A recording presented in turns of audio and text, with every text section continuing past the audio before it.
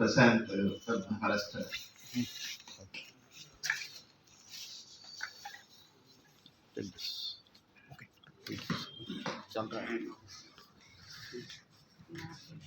सभी साथियों को फूल जोहार, जिंदाबाद, जय भीम, लाल सलाम।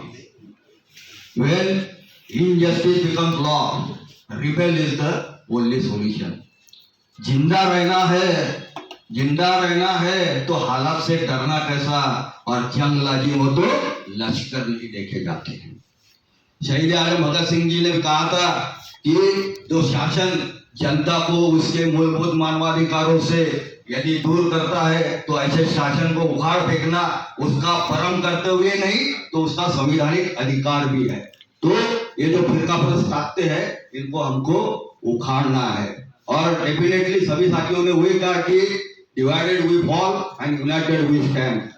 माधुरी दीदी ने अभी जो कहा कि 2018 में जो वन कायदा आने वाला था, वन कायदा जो आने वाला था वो अंग्रेज काल से भी ज्यादा घातक था। 5 लाख तक का जुर्माना उसमें था, लेकिन वो क्यों नहीं आया? क्योंकि उस बीच सोनभद्र का हत्याकांड हुआ और बिहार से शूटर लाकर सोनभद्र के 11 आदिवासियों को मारा गया, और इसीलिए वो कायदा रद्द हुआ। और हम भी जागरूक थे, हमने जगह जगह प्रोटेस्ट किए, इसलिए वो कायदा रद्द हुआ। लेकिन उस वक्त जिस तरह से वीवी सर ने वो पुस्तिका निकाली थी, वो कानून किस तरह से बुरा है, क्या उसमें खामियां है, तो उसी तरह से इस कानून के बारे में भी वो एक पुस्तिका निकाले। उन्होंने उस वक्त हिंदी, अंग्रेजी और तेलुगु में निकाली थी, तो वो किताब निकालना बहुत जरूरी है। उसी तरह से मेघा दीदी ने बसपा का भी जिक्र किया, क्योंकि हम यूनाइटेड स्टैंड हुए वहां पे, इसलिए आज वो उस पर विचाराधीन है और वो टला, थोड़ा संकट मतलब अभी टला हुआ है फिलहाल। तो हीरे जैसी जो बेहद गैर जरूरी चीज है, यानी हीरा आप चाटोगे क्या, चाटले से तो मर जाओगे, तो ऐसी बेहद गैर जरूरी चीज के लिए हम पर्यावरण को ही तहस नहस कर दे। इसलिए पर्यावरण बचाना, मैं तो कहूंगा कि आदिवासी के लिए वन ही जीवन है, उसमें अद्वैत है, और आदिवासी को यह भी मालूम है कि जंगल उसको भूखा नहीं रखता। लेकिन ये केवल आदिवासी या वन जीवी जो है उनके जीने मरने का सवाल ये नहीं है, तो ये जीव सृष्टि ही बचाने के लिए हमें पर्यावरण बचाना आज जरूरी है। क्योंकि दुनिया के जितने भी पर्यावरणविद है, हमारे एडवोकेट गिरीश राउत मुंबई के, इसी तरह हैदराबाद में भी काफी अच्छा है पर्यावरण का काम, तो ये यही कह रहे हैं कि आने वाले कल में ये जीव सृष्टि बचेगी नहीं। इसलिए आदिवासी के जो जीवन मूल्य है उनको हमें अडॉप्ट करना चाहिए, ना कि आदिवासियों को, मतलब आदिवासी का हम कहते हैं कि उनका नागरिकरण होना चाहिए, तो हमारा आदिवासीकरण होना चाहिए। मैं तो ये कहूंगा कि आदिवासीकरण या मौत, आपके पास दो ही विकल्प है, या मौत को अपनाओ या फिर आदिवासी बनो। तो आदिवासी में एकदम मैं कोने की बात नहीं करूंगा। दीदी ने वो भी कहा कि यूनो में आदिवासी को मान्यता नहीं, मैं तो कहूंगा कि यूनो की जो टीम है वो आमंत्रित करना चाहिए। और दुनिया के आपने सब अजूबे देख लिए, लेकिन भीमबेटका और आदमगढ़ जो है वो नहीं देखी। वहां पे जो 10,000 से 50,000 साल पुरानी जो आदिवासी की गुफा है, यही सबसे बड़ा सबूत है कि आदिवासी यहाँ के जो है वो संस्कृति निर्माता है, और यहाँ के जल जंगल जमीन पर उन्हीं का पहला हक है। लेकिन हम जो है आज जो फिरका परस्ती का जो माहौल है, उन्होंने डर, आतंक, खौफ और नफरत का जो व्यापार ये कर रहे हैं, और इन्होंने, उनको ये मालूम नहीं है ये जो डर है यही उनका इन्वेस्टमेंट है असल में, और हम लोग डरे हुए। तो हमको जो खौफ ज्यादा लोग है उनको बाहर निकालना है। और इस साल हम अमृत काल निकाल रहे हैं, तो पुरानों में भी एक अमृत काल हुआ था, तो हमको मालूम है अमृत किसको मिला था, तो हमारे हिस्से में जहर ही आया था। तो 99% जो लोग हैं उनके हिस्से में तो जहर ही आ रहा है एक तरह से। तो ये जो अमृत काल है, तो इसमें मैं कहूंगा कि दीदी पीछे जो शिवराज मामू है उसने ये स्वतंत्रता का अमृत काल है, तो उसने वो कटा मामा की गौरव यात्रा निकाली थी। और हमारे जो ये प्रतीक है, हमारे जो वीर पुरुष है, यानी संताल हुल देखेंगे हम, ये सिद्धू कानू, जान भैरव, भूलो बानो, कुमारम भीम है, कटा मामा है, बिरसा मुंडा है, इनकी जो शहादतें है ये इतिहास लोगों को मालूम नहीं है। तो मेरा ये कहना है, जिस तरह से वो लोग हमारे प्रतीकों को चुरा रहे, वो अडॉप्ट कर रहे, मतलब नाटक कर रहे, तो जो असली हमारे है ही वारिस, हम जिनके वारिस है, तो हम क्यों नहीं एक यात्रा ऐसी भी निकाले, जैसे कि दिन का 75 किलोमीटर। तो पीछे किसान आंदोलन में हमने कॉमन मिनिमम प्रोग्राम के तहत जिस तरह से किसान सबका संगठन किया था, तो वैसा ही संगठन हमें ये करना चाहिए। क्योंकि विस्थापन की त्रासदी, मेगा दीदी से एक मुद्दा तो छूट गया, मैं कहूंगा कि जो गोधरा में सिलिकॉन फैक्ट्री है, तो नर्मदा डैम की वजह से जो विस्थापित लोग हैं, अलीराजपुर, धार, झाबुआ वगैरह, वहां के जो विस्थापित लोग हैं वो सिलिकॉन फैक्ट्री में काम करने जाते हैं, और विदाउट पंजीकरण, विदाउट रजिस्ट्रेशन वहां पे वो काम करते हैं, और आने वाले 1 साल में उनको दमा होता है, सिलिकोसिस नाम की बीमारी होती है, और वो 1 साल में वो फिर मर जाते हैं। तो ऐसे हजारों लोग वहां पे ये सिलिकोसिस बीमारी से गुजर चुके हैं।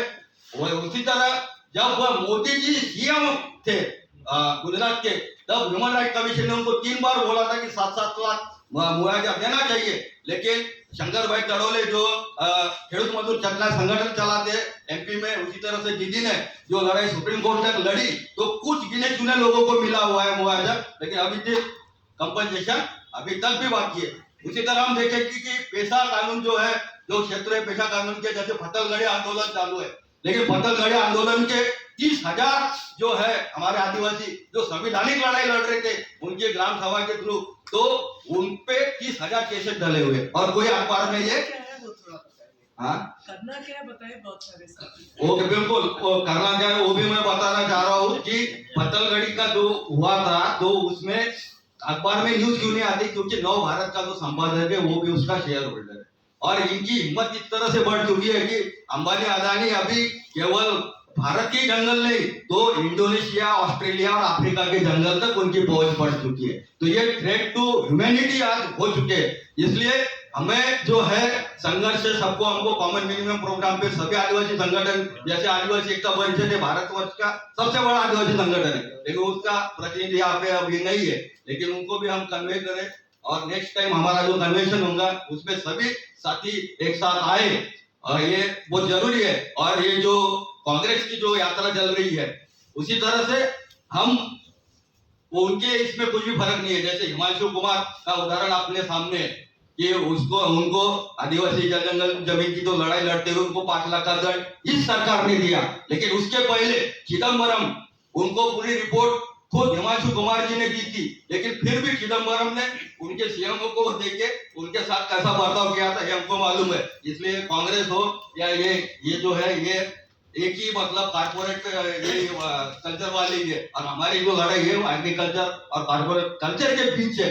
कि आज तक तो हम देखते हैं कि ये पूरे लोकशाही के जो चारों पिलर है वो ध्वस्त हो चुके हैं, क्योंकि कातिल भी तुम, अपील भी तुम, वकील भी तुम, और हम ही पे अब तुम इल्जाम भर दो, इस तरह का अभी ये हो चुका है। तो ये जो चारों संविधान बचाने के लिए हम नफरत के साथ साथ ही, नफरत छोड़ो, मन की नहीं अमन की बात, और चलो चलाए साथ साथ, और उसी तरह से हम पर्यावरण के जो इश्यू है, जीव सृष्टि बचाने के, ये हमारा आदिवासीकरण होना चाहिए, ये और ये फॉरेस्ट लॉ के बारे में हम जन जागरण करने हेतु हम हमारे खुद के बलबूते पे हम कर सकते हैं। हमारा इतना नेटवर्क है पूरे भारतवर्ष में, तो हम ये यात्रा करें, और ये जन जागरण के सिवा कुछ भी नहीं होगा, क्योंकि महात्मा गांधी ने भी जो चंपारण की जो लड़ाई लड़ी थी उसी के थ्रू फिर बाकी का पूरा आंदोलन चला।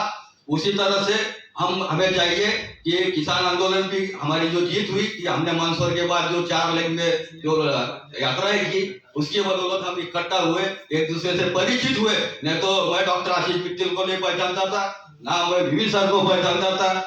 बहुत सारे मतलब एक नए साथी जो मिले वो यात्रा की वजह से मिले, और ऐसे आज का जो संवादहीन और असंवेदनशील जो काल है अराजकता का, इसमें हमें संवाद बनाने के लिए ये संवाद यात्रा बहुत जरूरी है, और ये संवाद यात्रा हम खुद के बलबूते पर करें, ना कि किसी दूसरे के। शराबों के सफर में दबदबा हो आंधियों का, शराबों के सफर में दबदबा हो आंधियों का, तो अंजाम जुर्मतों के सिवा कुछ भी नहीं, और ये दुनिया नफरतों के आखिरी स्टेज पर है, और इलाज इसका मोहब्बत के सिवा कुछ भी नहीं। क्योंकि जुर्म को जो ना रोके वो शामिल है जुर्म में, और कातिल को जो ना टोके वो कातिल के साथ है। और इसीलिए समर अभिषेक है, नहीं पाप का भागी केवल व्याज, जो तटस्थ है उसका भी समय लिखेगा इतिहास। इसलिए हमें ये लड़ाई पुरजोर तरीके से लड़ना है। बहुत बहुत धन्यवाद। Thank you. आप कहाँ रहते हैं? Thank you. चलिए हम आपका कर। बिल्कुल इनको यात्रा में चलना चाहिए हर जगह।